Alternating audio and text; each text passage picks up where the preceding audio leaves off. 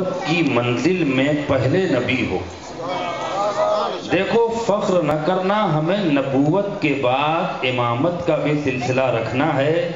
ہمیں تمہارے نبیوں کے بعد ہمیں امام بھی بھیجنے ہیں، اور نبیوں کو امام سے افضل نہیں ہونا ہے بلکہ امام کو سارے نبیوں سے افضل ہونا ہے۔ آدم ہم نے سجدہ اس لیے کروایا تاکہ قانون مرتب ہو جائے کہ آج ہم نے تمہیں پیدا کر کے ملائکہ سے سجدہ کروایا۔ جب امامت شروع ہوگی تو جو پہلا امام پیدا ہوگا اسے پیدا کر کے صرف ملائکہ سے سجدہ نہیں کرواؤں گا، پوری کائنات سے سجدہ کرواؤں گا۔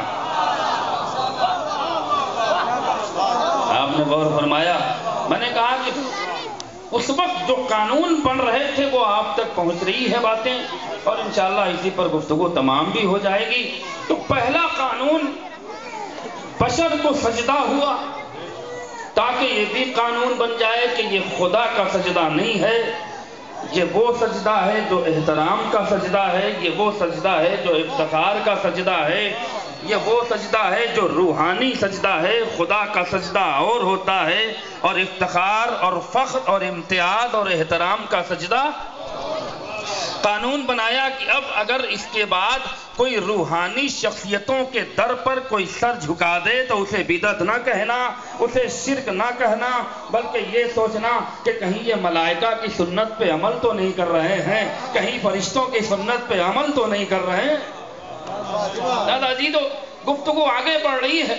جب آدم خلیفہ بن گئے، آدم ہادی بن گئے، تو پھر ملائکہ نے اللہ سے سوال کیا کہ پروردگار وہ راز بتا دے جس کی وجہ سے تم نے ہم میں سے کسی کو نہیں چنا بلکہ الگ سے مٹی سے ایک بشر بنا کر بھیجا۔ پروردگار ہم تیری بارگاہ میں تھے، ہم میں سے کسی کو نہیں چنا، میرے معبود کو راز بتا دے۔ پروردگار جو راز بتا رہا ہے اس کو معیار زندگی سمجھیے گا۔ پروردگار نے جواب دیا، لقد اخترناہ علی علم، ہم نے آدم کو علم کی بنا پر خلیفہ بنایا۔ وعلم الآدم اسماء کل، کیوں؟ اس لیے کہ ہم آدم کو ان اسماء کا علم دے چکے تھے۔ دیکھیے توجہ چاہ رہا ہوں، پروردگار نے یہ بالکل واضح طور پہ بتا دیا کہ جو ہادی ہوگا، جو رہبر ہوگا، جو تمہارا خلیفہ ہوگا، وہ جاہل نہیں ہونا چاہیے بلکہ ایسا علم اس کے پاس ہونا چاہیے جو بندوں میں کسی کے پاس نہ ہو۔ اور روک رہا ہوں، اہل علم کا مجمع ہے، قرآن پر تبصرہ چلے گا، اور قرآن سے آج ایک لفظ بھی ہٹ کے بات نہیں کرنی ہے۔ روک رہا ہوں، آدم کے پاس کتنا علم تھا؟ من الکتاب، کتاب سے الہی، جو پروردگار کی کتاب ہے اس میں سے انہیں علم دیا تھا۔ اور پروردگار کہہ رہا عالم بنو، علم سے تمہیں عہدہ ملنا چاہیے، علم سے مرتبہ ملنا چاہیے۔ بہت سے لوگ صدر بن جاتے ہیں، یہ کہ نمازی بنا دو،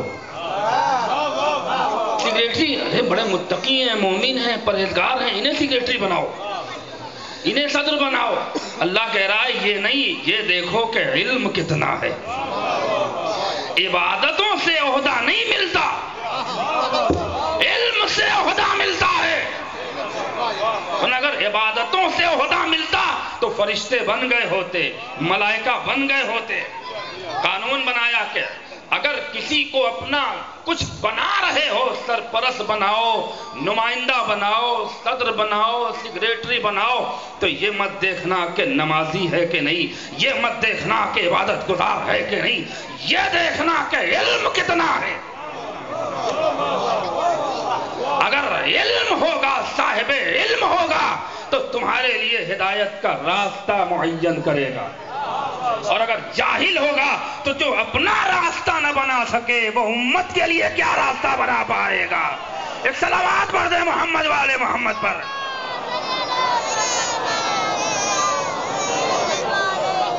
لہذا قانون بنا، اے میرے پروردگار ذرا علم کی وضاحت فرما، کون سا علم؟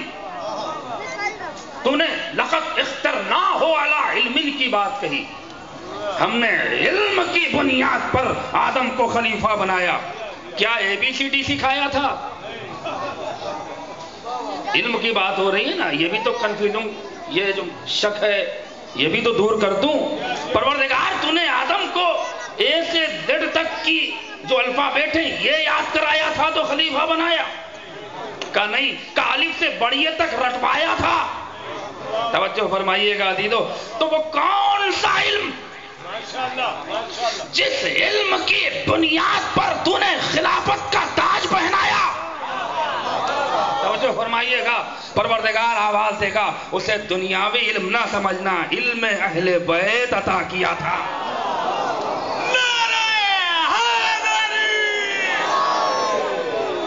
لہذا عالم وہی ہے جس کے پاس اہل بیت کا علم ہو،